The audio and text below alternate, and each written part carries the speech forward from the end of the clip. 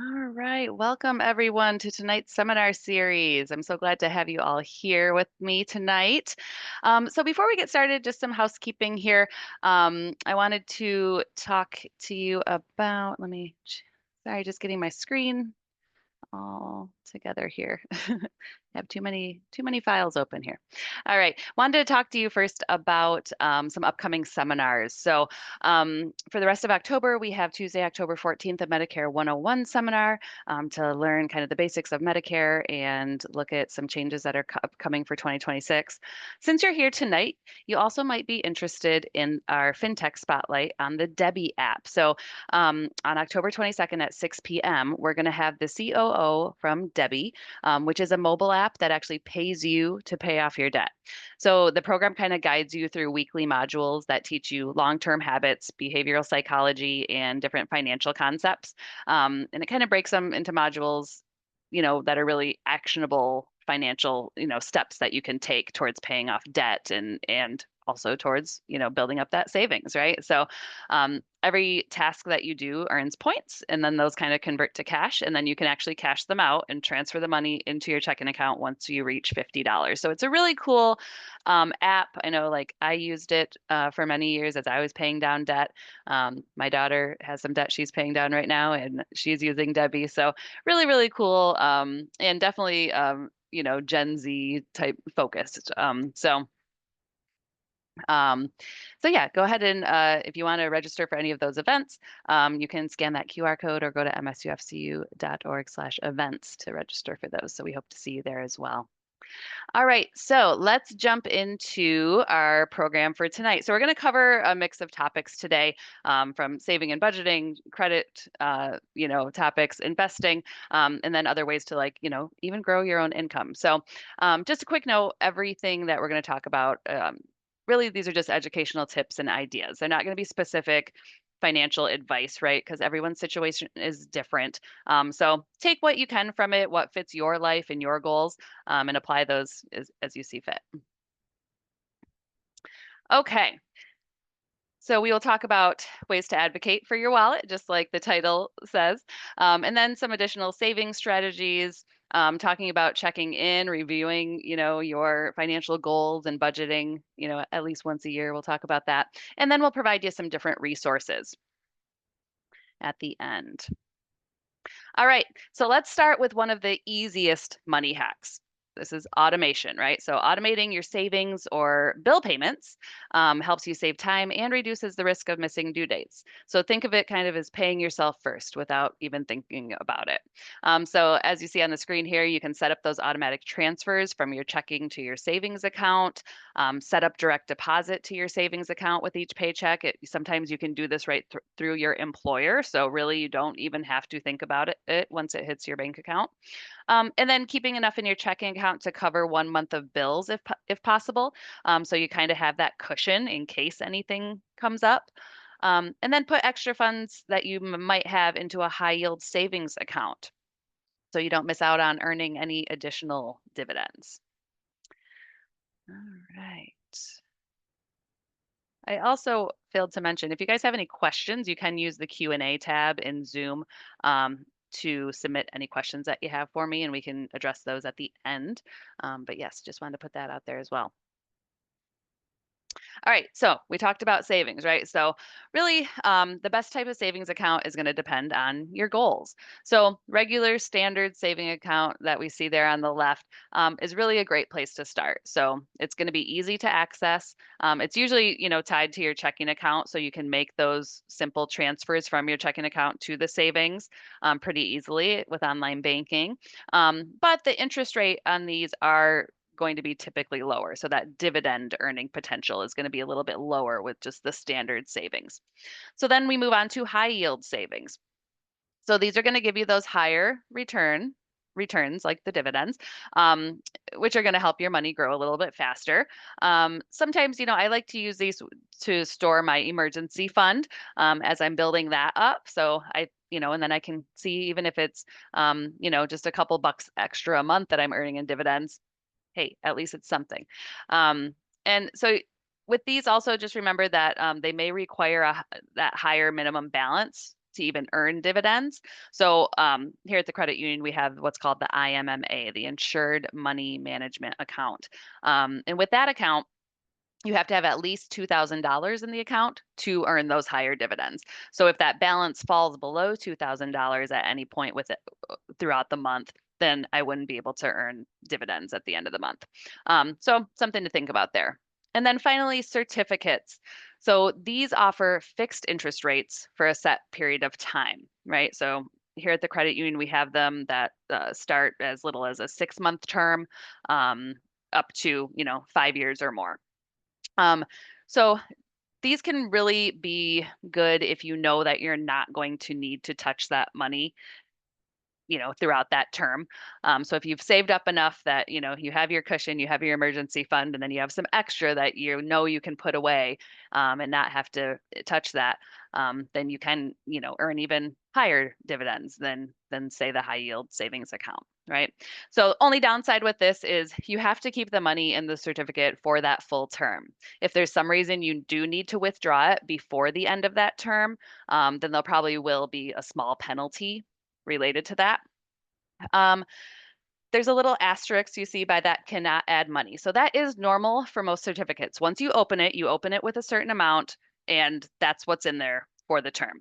But here at the credit union, we do have a cool product called the 1-year add-on certificate. So what's really cool about this, you can start it with as little as $50. Most certificates, you have to have, $500 to start them as the minimum.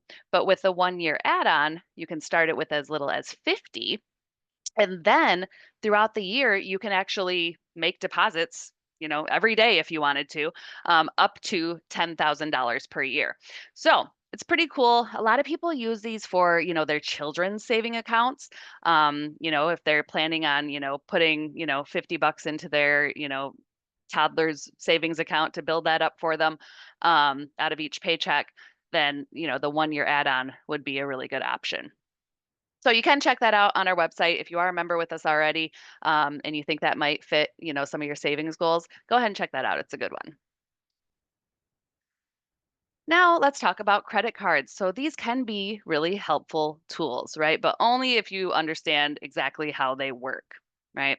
So inquire about your credit card interest rate. You might actually qualify for a lower rate than you're getting. Maybe when I opened this credit card 5 years ago, my credit score was 100 points lower, right?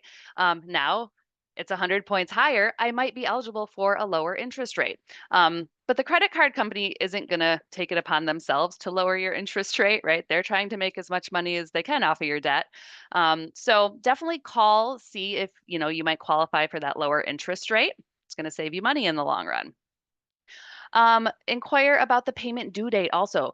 This is another option that a lot of financial institutions do offer to change the due date. So maybe, you want to align it better with your pay schedule. That might be an option to kind of help you stay in line with your budget a little bit better. Inquire about the grace period. So a lot of times credit cards, once you make your purchase, you have, until the next billing cycle is due to pay off that balance before any interest is going to be assessed on that amount. But you want to know all these details so that you are using your credit card to the best of your ability.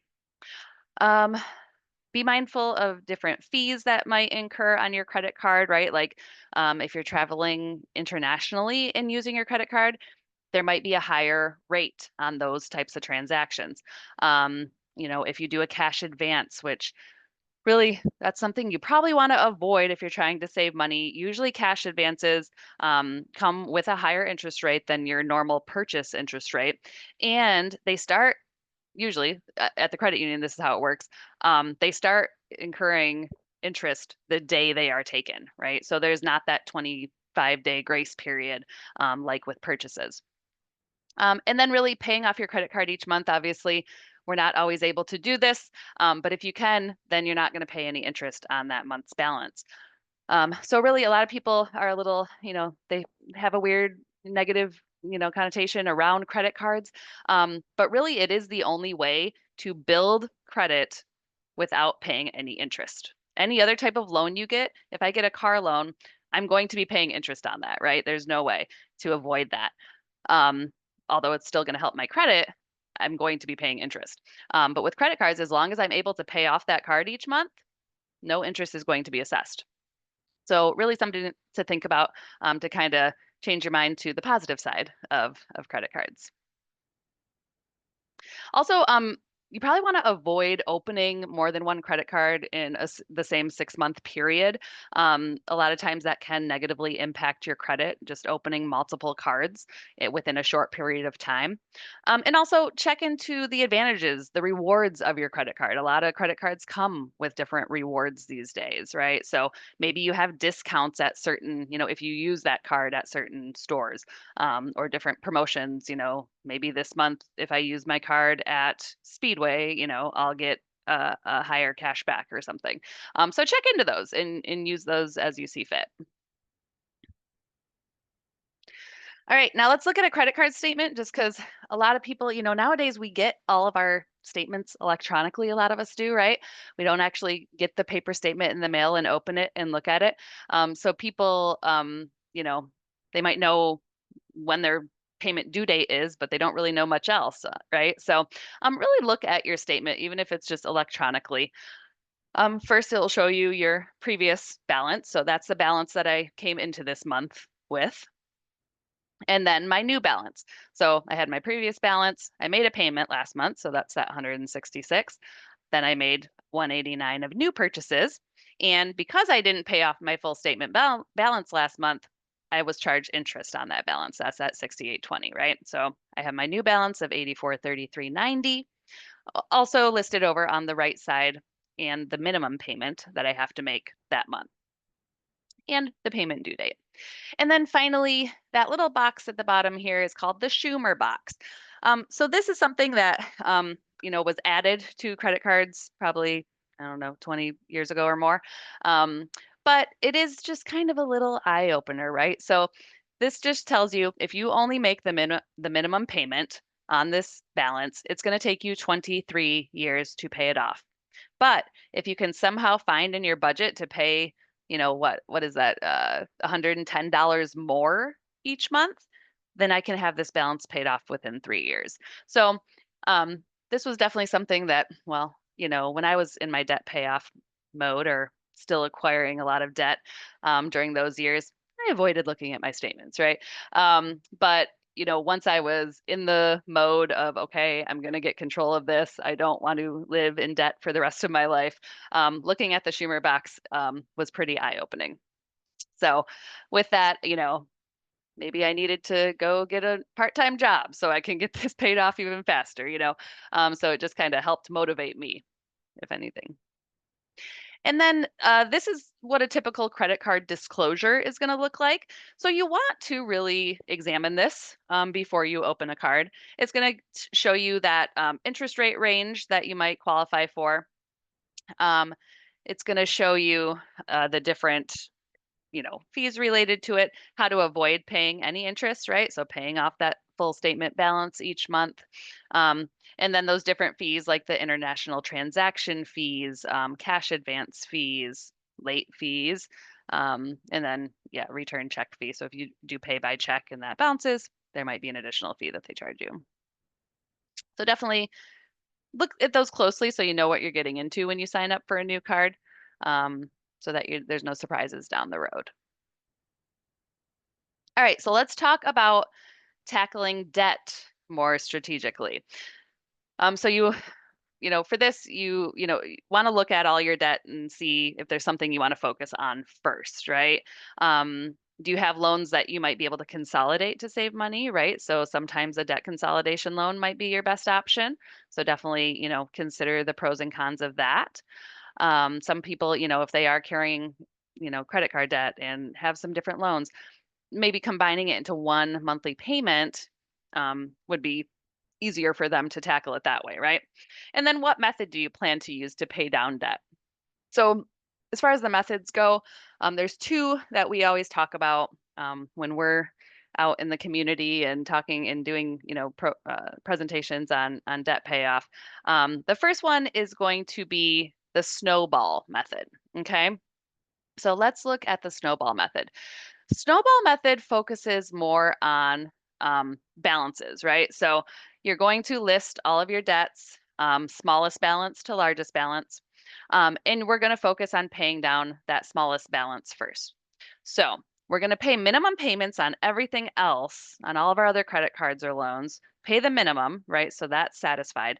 But then all that extra money that you have is going to be put towards that smallest debt first.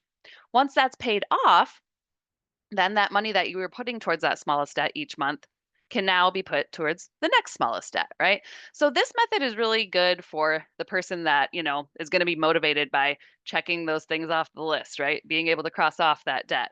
And even though, you may still pay more in interest, sometimes this is just a better motivator for a lot of people if you're that type of person.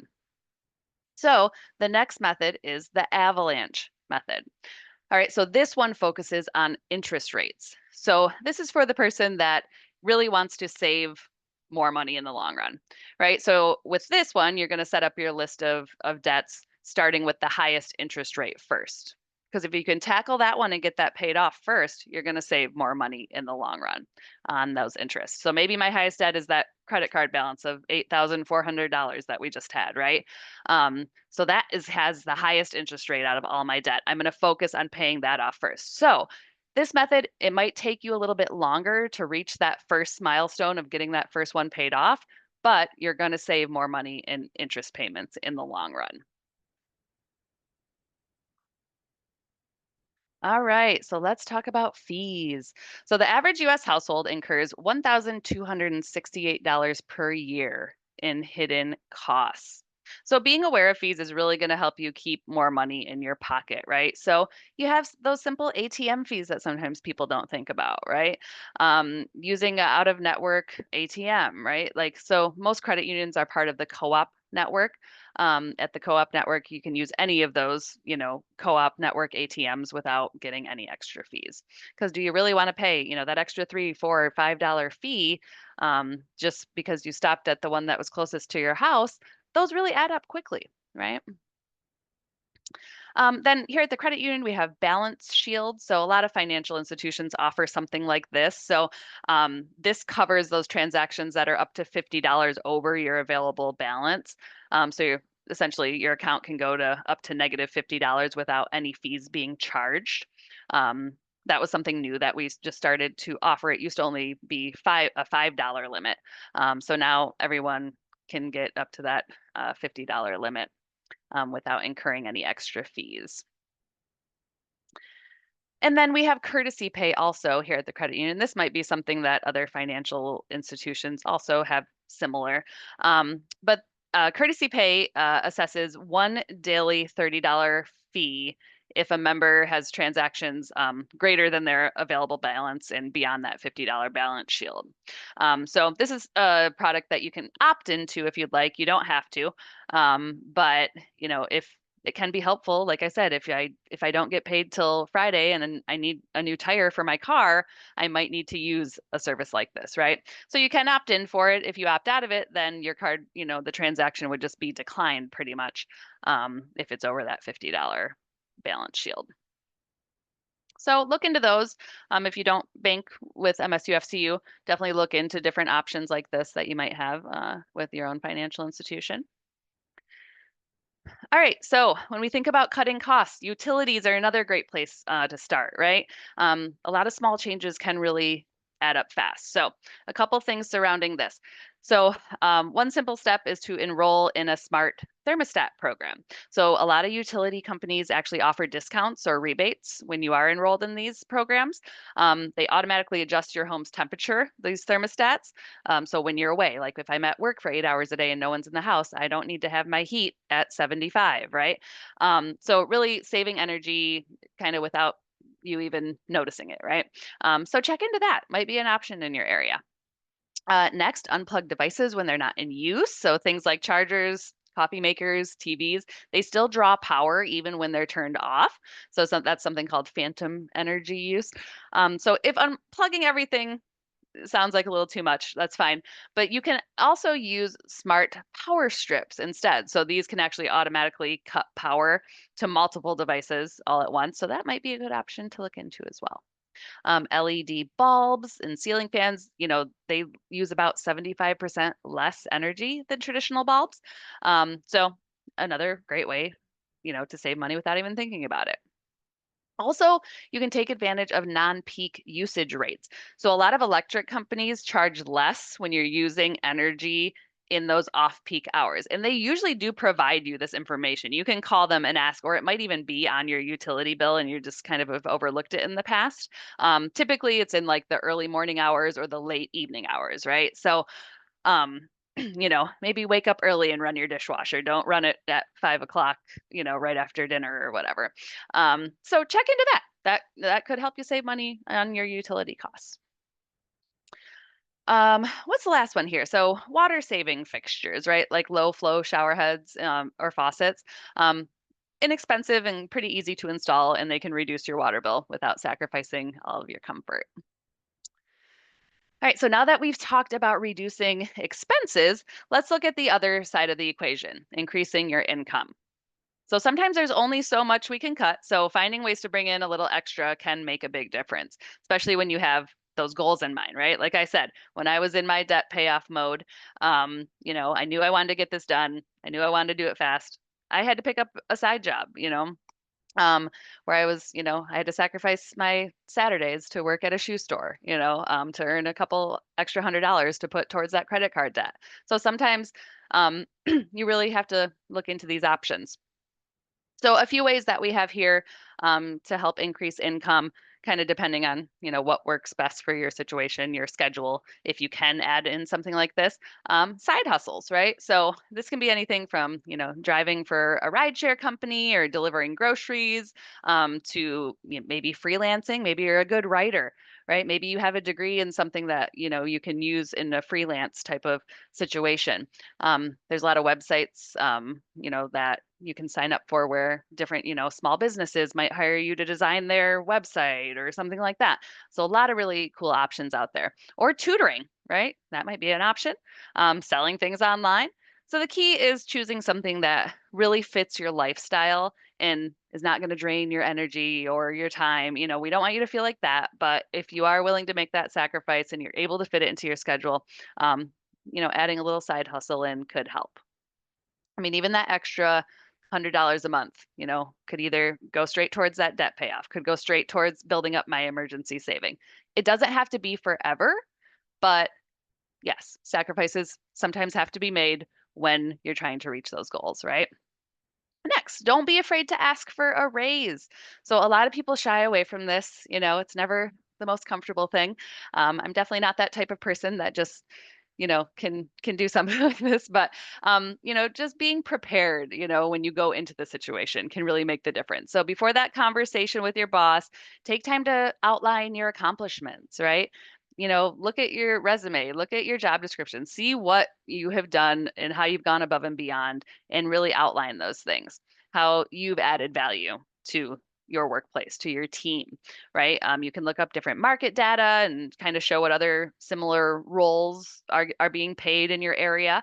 So it's not just about asking, it's about really making a strong case for what you're worth to your employer. And finally, consider switching jobs or industries if you're stuck, if you've been in this long enough, if you know that you've hit that ceiling, and there's no more promotions coming down the line, right? Definitely look into that. So it's a scary thing sometimes, or maybe you think I'm not qualified for that job, or that'd be too hard to learn that at my age. Really, people do see the biggest pay increases when they make that type of career move. And if that aligns with your goals, it's going to be worth exploring it. So definitely check into those. Okay, so now we will talk about investing. Now that we've boosted our income with that second job, that side hustle, we have a little bit extra money. We're paying down our debt. We built up our emergency fund, right? So let's see how we can make any of that extra money that we have really work for us. So that's where investing comes in. So even small, consistent contributions to a high yield savings, to an IRA, to your 401k, if you have that available with your job, can really grow significantly over time with that compounding interest that you're earning. So when we talk about investing, the goal isn't to get rich by tomorrow. It's about building that long-term stability and giving your money that time to grow, right? So first, when you're investing, you want to think more long-term.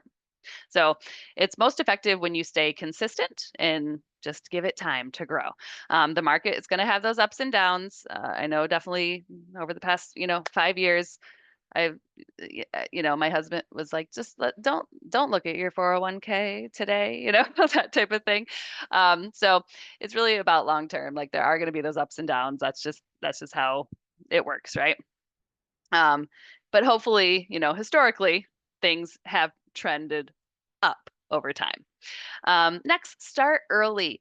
So the sooner you start, the more time your money has to compound, meaning you earn that interest not just on what you contribute, but on your previous interest too, right? So each month I'm earning more interest. I'm earning interest upon that interest.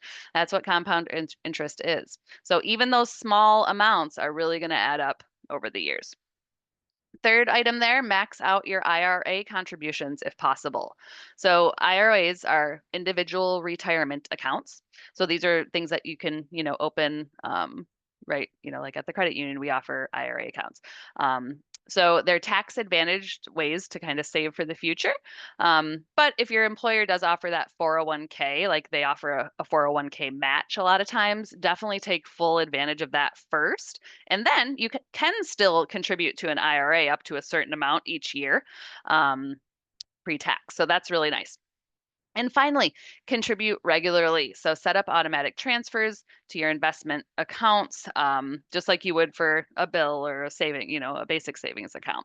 And that consistency is going to help smooth out those market fluctuations. You'll buy more shares when prices are low and fewer when prices are high, which can lower your overall cost over time. So the key here, pretty much, you don't have to have thousands of dollars to start investing. You just kind of need to get started where you're at. All right. All right, so now that we've talked about ways to earn more, let's look at how to make that money work for you. So, investing isn't just for people with a lot of money. Like I said, it's about using the resources that you already have to build towards your future goals. And sometimes that starts with understanding the type of financial guidance that fits you best. So, when we talk about different advisors, there's a couple different options that are available. So, we just kind of wanted to touch on those real quick. Um, and kind of how they get paid can affect the different advice that they might give you along the way. So first, a fee-based advisor. So these advisors are paid an hourly rate or a set fee, per project. So it's like paying for a consultation. You're paying them for their time, not for what you invest in. And this can be a great choice if you want one-time guidance without really committing to ongoing management of your money by this person. Next, there's the fee only or percentage based advisor. So these advisors charge a percentage of the money they manage for you. So typically around 1% per year. For example, if you have $100,000 invested, you'd pay about $1,000 annually to this type of fee structure. So this structure aligns their success with yours, right? So the more your investments grow, the better for both of you. And then finally, commission based advisors. So these advisors earn money from the financial products that they actually sell, like insurance, mutual funds, annuities. So it's not necessarily a bad thing, but it's important to understand how they're compensated so that you can make sure that their recommendations actually match your goals and not just, the commission that they're trying to make. So we kind of wanted to touch on that. Really the key takeaway here is just know who you're working with, what exactly you're paying for, and whether their incentives align with your actual financial priorities.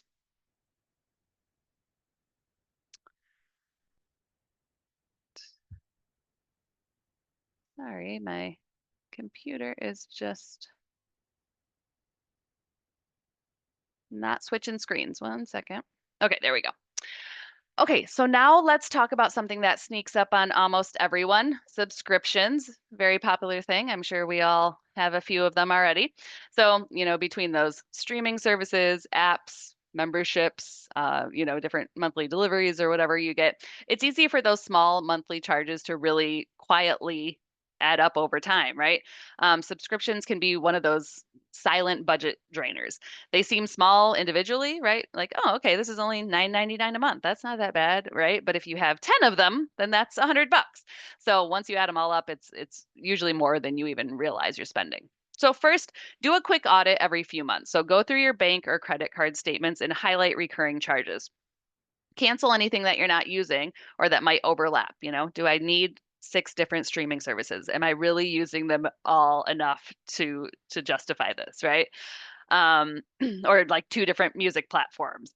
So a lot of people are doing this and they kind of don't even realize it. When they sign up, they think they need it. They think it's very important. But as the time goes by, and they actually look at how much am I really using this.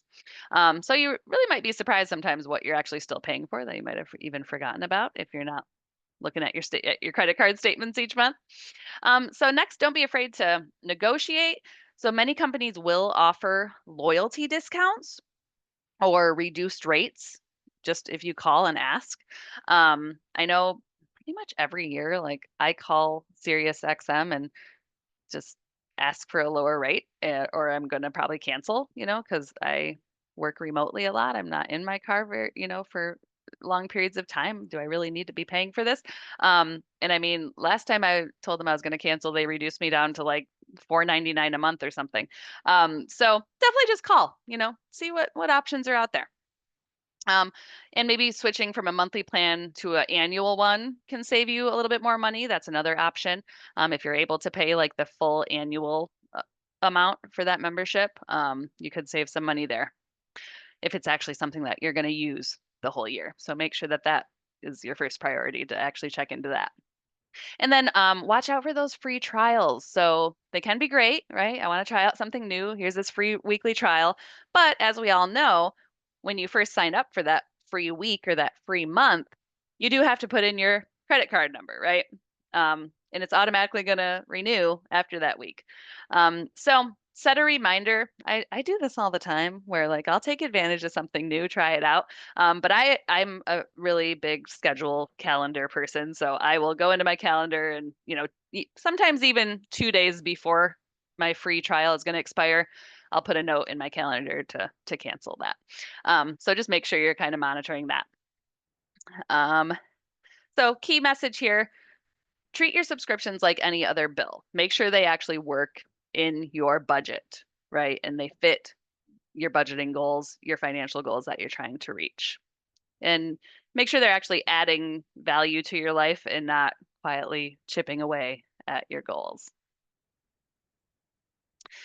All right, so now that we've talked about cutting back on smaller recurring costs like subscriptions, let's shift to something that can have a much bigger impact on your budget. These are medical expenses. So, healthcare costs can be unpredictable, but there are ways to plan ahead and make them more manageable. Medical costs can be one of the biggest financial challenges people face, especially when unexpected issues do come up. But being proactive can make a huge difference. So start by understanding your insurance. So know your deductible, co-pays, what's covered before you need that care. Really can prevent a lot of surprises when those bills arrive. Plan ahead for non-emergency care. So if you know you're going to need a procedure, like dental work or something by next year, add that into your budget so that you can save for something like that. You can also ask for cost estimates before scheduling, right? That's what I always do with my dental work because that's always a huge one in my family each year. And dental insurance, there's still always a huge copay on those. So usually, hopefully we're not to the point where we're in pain and our tooth hurts and we have to get it done, but we can kind of plan ahead for that. If you have access to an HSA or a FSA, those can be really good to use. Thankfully, like I have an FSA here, the flexible spending account, where they take money out of my paycheck tax free and put it into that FSA, and I can use that towards different copays and prescriptions and things like that. So that can be really helpful. Usually saves you like an average of 20 to 30% depending on your tax bracket. And then when the bill comes, don't be afraid to negotiate. So this is another thing that you can do with big hospital bills and things like that. Give them a call, see if there's, or maybe even setting up a payment plan, something like that. Or if you are able to pay off a bill in full, maybe they're willing to take a lesser amount. Preventative care is definitely your best long-term investment, right? So we all know that staying healthy now instead of just waiting till something happens and dealing with it then. So if you do have insurance and you're able to go to the doctor for routine checkups, take advantage of that, right? Take advantage of those screenings on different things. It can, catch those issues early. And many of those preventative measures are covered by insurance totally, so if you do have insurance, check into that. Make sure you're using up all your benefits there. Definitely generic prescriptions can save you a lot of money. And finally, explore assistance programs. There are a lot of community and national resources that can help with different prescription costs, medical bills, and different access to care, including those that you can find through MSUFCU's partner Spring for. So even if you're not a member with us yet, you can go to our website and search Spring for, SPRINGFOUR right there. And you type in your zip code, and it's going to give you a ton of different resources depending on what topic you're looking for, like housing or utilities, um, you know, grocery help, all these things. So definitely check out Spring 4, or if you know someone that might benefit, let them know. They can still use it even if they're not a member. So main goal with here is to just take a proactive role in your healthcare. A little planning now is going to save you a lot of stress and money later on. All right, so we've talked about managing medical costs, which can often go hand in hand with another big area where people can save, which is insurance. So whether it's auto insurance, which we all have to have, home insurance, renters insurance, reviewing those coverages regularly is really going to help make sure that you're protected without overpaying. Insurance is one of those things we tend to kind of like set and forget, but it's worth checking in on every year. So, first, look at what you actually need. So, are your coverage levels still right for your current situation? For example, if your car is older, you may not need full coverage insurance anymore, right? Or maybe your home value has gone up and your coverage hasn't caught up to that, right? Next, shop around. So, a recent lending tree survey found that 92% of people who switched auto insurance companies saved money. That's a huge number. I know this is something that me and our family has done for the past probably 8 years. We've switched pretty much every year. Thankfully our agent is pretty good about it. We call them every time we get that new renewal bill and say, "Hey, shop around." I mean, anything to save a buck in this economy, right? So that 92% of people out there can find a lower rate. So definitely check into that. You can show those quotes to your insurer, and often sometimes they might even adjust their price down because they don't want to lose your business either. So do that shopping around. Put some time and effort into that each year.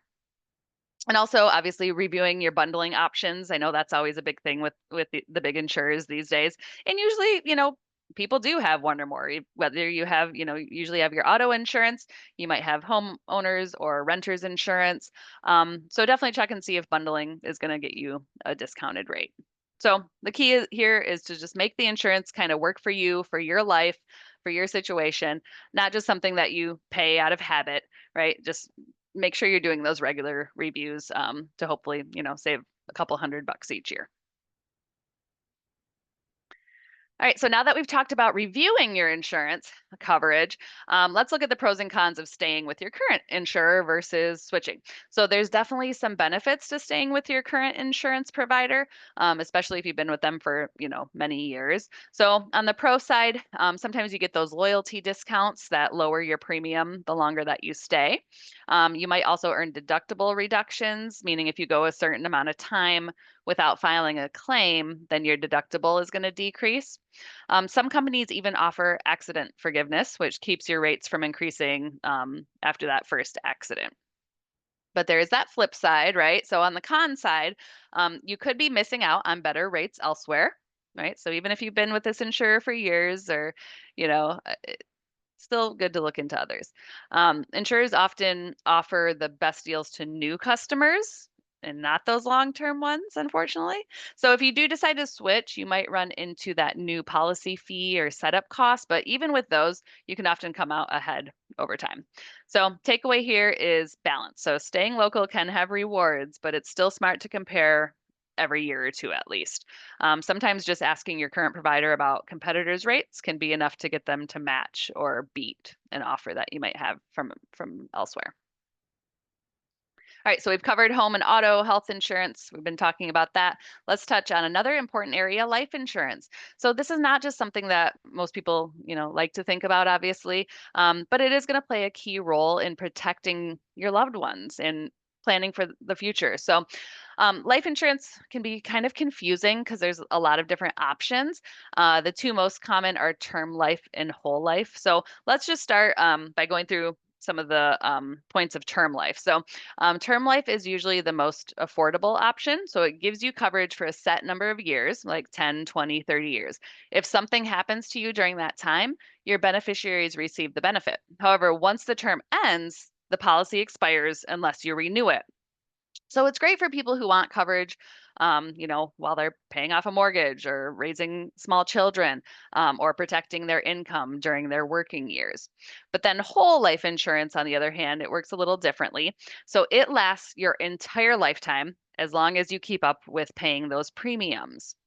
It also builds cash value over time, kind of like a small savings or investment component inside of the policy. And you can sometimes borrow against that cash value if you need funds later in life. So the main difference, term life is simple and affordable. Whole life is more long term and includes savings features, but comes at a little bit higher cost. So when choosing between them, it often depends on your goals, your stage of life, etc. If you're focused on protecting your family while keeping costs low, then term life might be ideal for you. But if you want lifelong coverage and a way to kind of build more value, then maybe whole life makes more sense. So definitely check into those. We just kind of wanted to give a glimpse of, the differences between the two. Okay, so we've talked about some of those big areas where we can save money, right? We talked about insurance, medical costs, subscriptions. Sometimes the smaller everyday changes that can be made are really going to have that bigger impact over time, though. So let's take a look at a few simple ways to stretch your money even further. So, first, don't be afraid to ask for a better rate on things like your cell phone plan. Companies often have unadvertised deals or loyalty discounts, but you have to ask for them. Like I said, these companies aren't looking for ways to save you money. They're looking for ways to make money. So you kind of have to advocate for yourself, right? So even just, saying that you're considering switching providers, like I do with my satellite radio in my car, that can be enough to kind of open those doors to savings. Next, grocery store loyalty programs. I live here in the greater Lansing area and I shop at Meijer and I use those M perks all the time. And I love when I go to checkout and that little pop up says, do you want to apply your $5 off to this basket? And I say yes. So I really love taking advantage of those.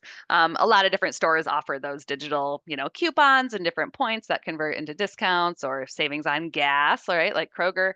So yeah, definitely check into that and make sure you're getting the most out of that money that you're going to spend either way, buying groceries every week. And finally, create a separate email account just for shopping promotions. I definitely do this. This was one of the points that I added to this PowerPoint. Um, just kind of keeps things separate, right? So anytime I sign up for a discount program or something like that, I have this one old email that I only use for junky stuff like for like this, that I give to the merchants, and then I have my real email for important things, right? Um, so yeah, I kind of have everything there, but that's where I get all my, the promotional offers, the discount coupons, things like that. So it just kind of helps me to keep things decluttered in my other inbox, and kind of keeps all those savings in one place. So maybe if I do know I need to go buy, a new winter coat or whatever, I can look through that email inbox and see if there's any discounts around me. So these may sound small, but when you combine these, a few of these habits together, you're going to really start seeing a little bit of savings more month to month. So we've covered a lot of ways to save and to spend wisely and really to make your money work for you. But one of the best habits you can build is doing a yearly financial check-in. So just like you go to the doctor for your annual physical, right? Or take your car in for an oil change. It's the way of keeping your finances healthy and on track. So think of this annual check-in as your financial wellness routine. So let's go through these. You'll start by sorry. Start by setting SMART goals for the year. So that means goals that are specific, measurable, achievable, relevant, and time bound. So instead of saying, I want to save more and just leave it at that, you really make it specific. I'll save $100 a month toward an emergency fund by setting up those automatic transfers. I'll be able to have $1,000 in my emergency fund 10 months from now, right? So really getting that down on paper, something that maybe put it on a sticky note and put it in your bathroom, mirror so you see it every day. It really helps keep you motivated. And then review your budget. So our spending habits and priorities change throughout the year. So this is a perfect time to adjust for upcoming expenses that you might have this year. Maybe you're planning a big trip for your family, or you're going to need to redo your roof next year, right? Or even planning for like back to school costs. That can be really expensive if you have, I mean, even one child is expensive, but if you have 3 or 4 kids, that can be a big chunk of change during the back to school time. Next, check your credit report. So mistakes do happen more often than you realize, and correcting them, even one error, might be able to help improve your score, right? So what if a lender, reported a late payment, and and you have proof that you did pay it on time? That one late payment can drop your score by almost 100 points. So it's important to look and make sure that there are no errors reporting on your credit. Also smart to review your tax information. So maybe you had a job change or started a side hustle. So that is when you'll want to update your withholding or explore deductions that you may be missing. So meeting with a tax professional before tax season can really save you both stress and money in the long run. Then take a look at your retirement contributions and investment performance. So, are you still on track to meet your long-term goals, right? If I want to retire early and I'm, doing a little more, investing and taking more risks that way or whatever. So just look and see if these goals align with where you're at. Maybe I need to, increase my contributions to my 401k, even by a small amount to keep building that even faster. And then finally, review your insurance coverage. Like I talked about, life changes quickly. Maybe you got married, maybe you had a child, or you moved to a different state. Just make sure your coverage still fits your current needs. So ultimately, this kind of check in, it might sound like a lot. That's a lot there on the screen, right? But even just doing it once a year, right? So it's only a once a year thing that you want to hold yourself accountable with, but it's going to keep you more proactive instead of reactive, right? When those problems do arise, you're making sure your money is aligned with your goals and not just kind of going through the motions each year. So as we wrap up, we're just going to talk a few slides about different products that we have here at MSUFCU that you might be able to take advantage of to really protect your money in the long run. I mean, you work hard for your money, right? So keeping your information secure should always be a part of that financial strategy. So first thing we have here is through MSUFCU is the CVV key. So this is designed to help prevent credit card fraud before it even happens. So how it works, you download this app and you can securely enroll your MSUFCU credit card with the CVV key. CVV is that little 3-digit number on the back of your card, right? Everyone's seen that before. So once enrolled, the app generates a unique CVV code just for that transaction. So every time you shop online or over the phone or something like that, you can get a new CVV. So that means that your security code is constantly changing, making it nearly impossible for a fraudster to use stolen information. So even if they get your 16-digit credit card number, because you have CVV key, it's going to change that 3-digit security code every every 10 minutes or something like that. So really important, really good tool to keep everything safe. Right now, this is only available for credit cards, not debit. So I know they are working on trying to get debit cards covered too, since a lot of people do use those. But you can download this through the App Store or Google Play. And then the next one is Cashback Plus. This is something that I love talking about because I use it a lot. Oh, where'd we go? Oh, oh, there we go. Cashback Plus. Sorry, guys. Okay, so so Cashback Plus. So this lets you buy digital gift cards right at that moment. So I'm at Starbucks and I'm checking out. I can actually buy a gift card through Cashback Plus for the exact amount that I'm going to owe.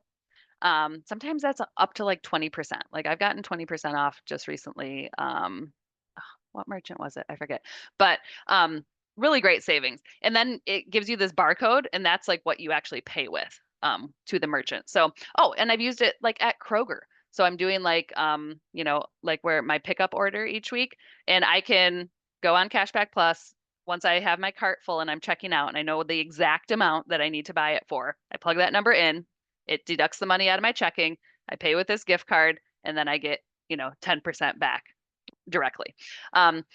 So that cashback balance builds and then you can transfer it into your savings. It's right within the MSUFCU online banking or mobile app. So it's so easy. It's so awesome. This is one product that our membership has just loved recently. So definitely check into that if you're already a member with us. And finally, FinLife, powered by Pocket Nest. Really cool tool that helps with budgeting and saving. And it kind of builds like a personalized plan around it. So you can also, find this on, it's called MSUFCU FinLife, powered by Pocket Nest. And you can find that app.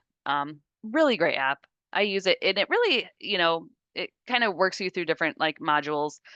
So it yes, it does apply to your personal situation, but also just has a plethora of different, um, lessons and things like that. So definitely, I use it a lot I use a lot of the retirement ones just because I can't wait till I can retire someday. So that's my main goal, trying to retire early. So yeah, it really has helped me stay on track with those goals. And then oh yeah, and then before we wrap up, I did want to share this as well. Some really valuable resources through USA.gov. It connects you with different federal and state and even like local programs.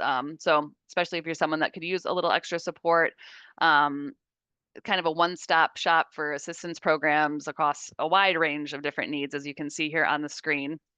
Um, Also includes resources for educational aid, retirement or disability benefits, and even different employment and social services. So one of the best things about USA.gov, it is an official government website, so you can trust the security of it. If you do have to put any of your personal information in there, and you can filter by like location or type of assistance you're looking for, but it makes it really easy to find those programs that are going to fit your personal situation and what you need. I do like to mention this because sometimes we kind of overlook those resources that are already available to us in our area. So whether it's for you or a family member or someone in your circle, definitely worth exploring that. All right, so that is all we have for you tonight. Let me open the Q&A just to make sure no questions have popped through.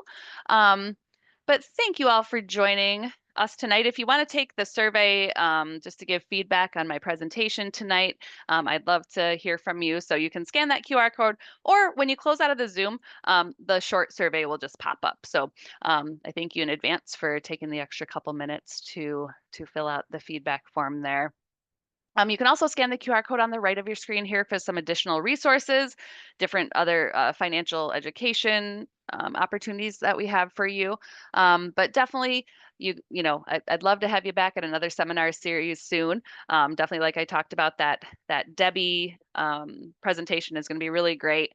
And if you are in that debt payoff part of life, it can be a really cool tool. So definitely join us again. I thank you all for being here with me tonight, and I hope to see you all again soon.